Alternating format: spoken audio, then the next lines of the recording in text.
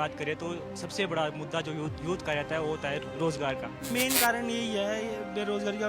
Maximum time जब भी कोई एग्जाम होता है वो पहले लीक हो जाता है। 1.5 महीना हो गया, पानी नहीं मिल रहा, प्यासे मर रहे पशु और आदमी। पहाड़ों में सड़क जीवन रेखाएं होती है और वो जीवन रेखाएं फिलहाल अस्त व्यस्त है।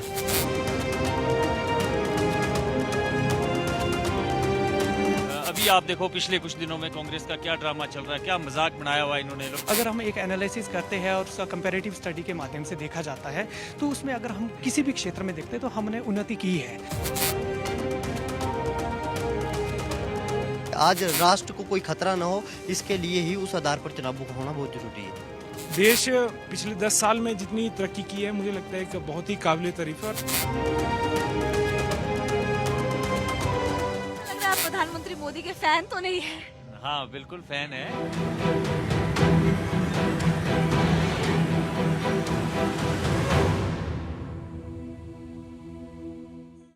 हिमाचल प्रदेश की राजधानी शिमला, जिसे क्वीन ऑफ हिल शिमला भी कहा जाता है, यानी कि पहाड़ों की रानी शिमला, इस वक्त इस खूबसूरत राजधानी में हम मौजूद हैं और कहते हैं कि अंग्रेजों के समय में ग्रीष्मकालीन राजधानी हुआ करता था, अंग्रेज यहाँ पर हुआ करते थे। और इस वक्त हम माल रोड के ऊपर यानी कि रिज मैदान पर मौजूद है। मेरे पीछे आपको चर्च नजर आ जाएगा। भारत 24 की टीम एक खास कार्यक्रम लेकर आ रही है, भारत के मन की बात, जिसमें हम भारत के मन की बात जानेंगे। आगामी लोकसभा चुनाव को लेकर जनता क्या कहती है, उनके मन में आखिर क्या बात है, क्या वो चाहते हैं कि उनके राज्य का किस तरह से विकास हो। सभी लोगों से हम बातचीत करने वाले हैं। हिमाचल प्रदेश की राजधानी शिमला की अलग अलग जगहों पर जाएंगे। सबसे पहले रिज मैदान के लोग जो यहाँ पर घूमने के लिए आए हुए हैं, युवा या दूर दूर से लोग घूमने के लिए आए हिमाचल से, हिमाचल के अलग अलग जिलों से, वो क्या कहते हैं ये हम जानने की कोशिश करेंगे। तो चलिए इस कार्यक्रम की करते हैं शुरुआत। हमारे साथ इस वक्त यूथ मौजूद है जो कि भारत का भविष्य भी है। आप दोनों सबसे पहले अपना अपना नाम बताइए। मैम मेरा नाम अजय कुमार है, मैं शिमला का रहने वाला हूँ।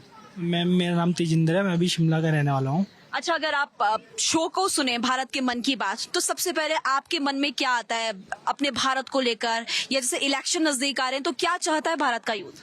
भारत का यूथ तो मैम चाहने को तो बहुत कुछ है, पर आज के टाइम में अगर यूथ की बात करें तो सबसे बड़ा मुद्दा जो यूथ का रहता है वो होता है रोजगार का। और रोजगार को लेकर अगर हम भारत की बात करें या हिमाचल की भी बात करें तो यूथ थोड़ा सा निराश है, क्योंकि उस तरह की चीज़ें हमारे को देखने को नहीं मिल रही जिस तरह की चीज़ें इलेक्शन के टाइम में इस तरह की चीज़ें बोली जाती है कि रोज़गार दिया जाएगा या युवाओं को खुश किया जाएगा रोज़गार के माध्यम से। पर जब इलेक्शन के बाद इस तरह की कोई भी चीज़ देखने को नहीं मिलती और युवा जो है लाइब्रेरी में बैठा रहता है।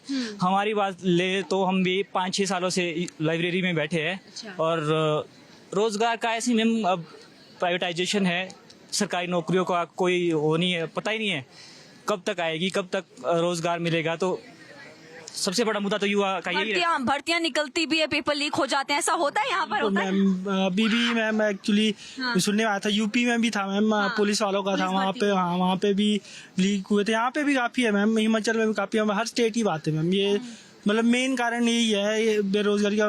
मैक्सिमम टाइम जब भी कोई एग्जाम होता है वो पहले लीक हो जाता है। इस तरह बच्चों में निराशा आ जाती है मैम, जो तैयारियां कर रहे होते हैं। सभी के पास मैम फाइनेंशियली सभी स्ट्रांग नहीं होते हैं, तो इसी कारण कईयों को वापस भी जाना पड़ता है। जैसे मैम गांव चले गए, फिर जो गांव का बच्चा होता है मैम वो 3 से 4 साल तक की तैयारी कर पाता है। इतना ही गांव के जो लोग हैं वो अफोर्ड कर पाते हैं बच्चे के। और अगर उसके बाद भी बच्चे का कहीं नहीं सिलेक्शन नहीं होती है तो वो फिर कहीं का नहीं रहता है मैम, ना वो वापस फिर घर जा पाता है, ना वहाँ काम कर पाता है, ना वो कहीं नौकरी पा पाता है। तो शिमला के ऊपरी इलाकों में इस वक्त क्योंकि हम चल रहे हैं और यहाँ पर सर्दी भी काफी ज्यादा बढ़ चुकी है, इससे आप अंदाजा लगा सकते हैं क्योंकि मैंने जैकेट पहन ली है।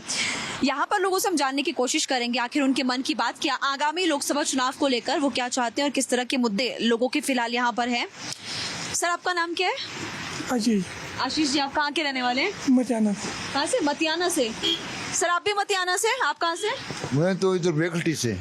अच्छा, हमारा एक शो आ रहा है भारत के मन की बात। अब चुनाव नजदीक आ रहे हैं तो हम ये जानना चाहते हैं लोगों से कि आखिर वो क्या चाहते हैं, मतलब कि किस तरह से वो नेता को चुनेंगे। सड़क की समस्या, किस तरह की समस्या आपके मतियाना में है? समस्या तो सभी प्रकार की है। रास्ता वास्ता ठीक है आपके वहाँ पे? बिजली पानी की कोई समस्या नहीं है? अच्छा, आप बताइए आपके वहाँ पर किसी तरह की प्रॉब्लम है लोगों को? तो पानी की समस्या बड़ी भारी। हाँ जी। पानी आजकल भी वो गिफ्ट का पानी आता था, वो 1 महीना हो गया, 1.5 महीना हो गया, पानी नहीं मिल रहा, प्यासे मर रहे पशु और आदमी। हाँ। 1 महीने से प्यासे है। परसों टैंकर डाला, वो पानी वो बिल्कुल ऐसा धुंधला पानी, जैसे तालाब का पानी होता है, वो कब तक पियेंगे, उससे बीमार हो जाएंगे। ऐसी मतलब समस्या। आपके इलाके में पानी की समस्या पानी की है, तो आपके मन की बात ये है कि इन समस्याओं का समाधान होना चाहिए, उसी नेता को आप चुनेंगे। जी हाँ, इस पानी की समस्या हल होनी चाहिए, नहीं तो हमेशा ऐसी समस्या रहेगी हमारे तो बहुत सालों से। कहाँ के रहने वाले?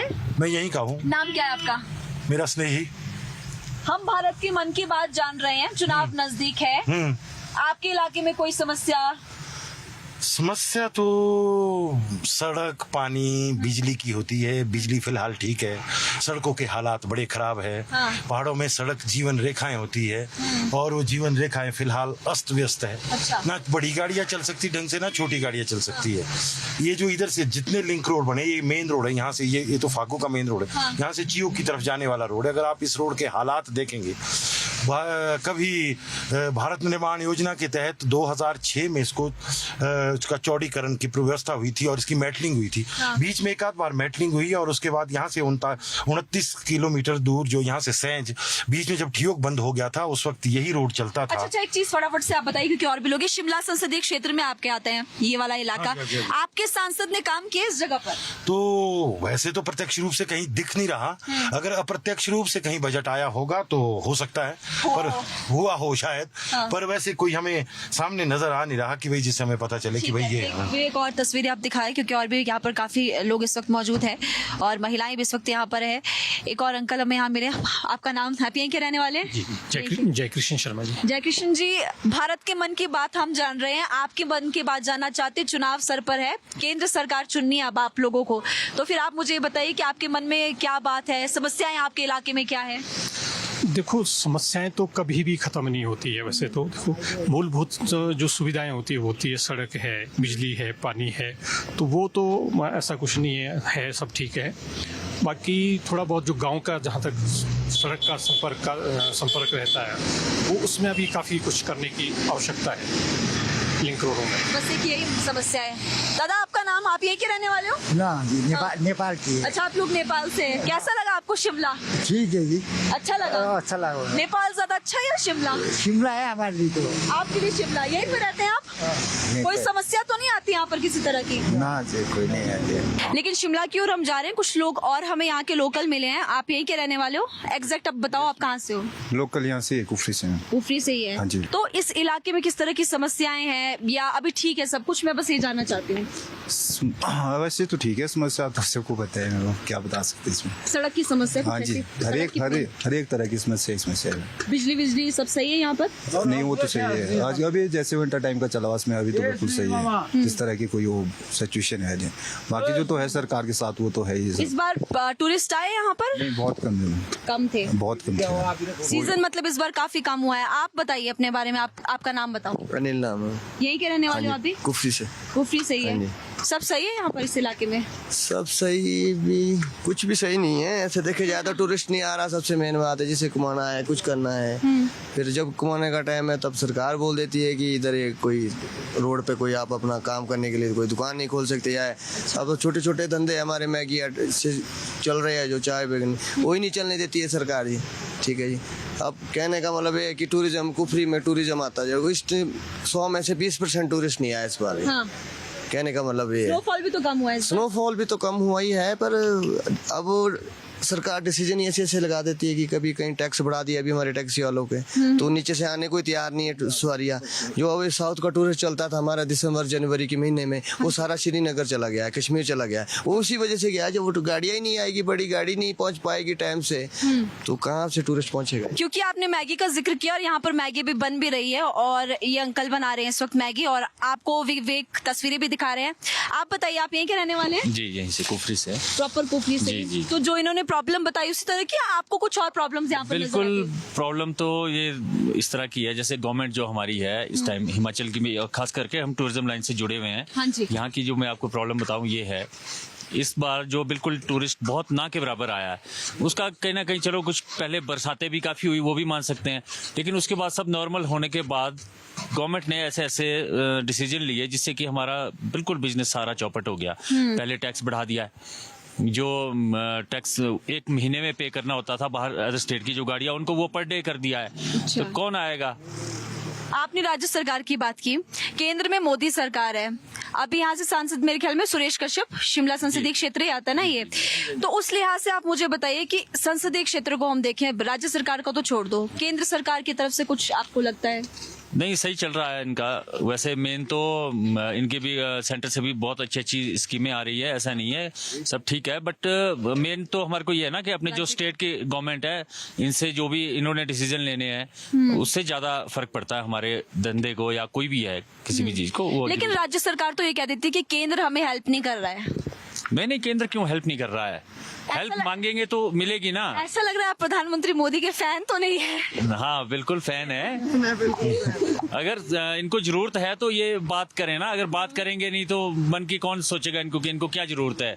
24 के चुनाव को अगर आप देखते हैं, अभी तो मोदी सरकार सत्ता में, वो कहते हैं कि हम जीत की हैट्रिक लगा देंगे इस बार फिर से, तो आपको ऐसा कुछ लगता है?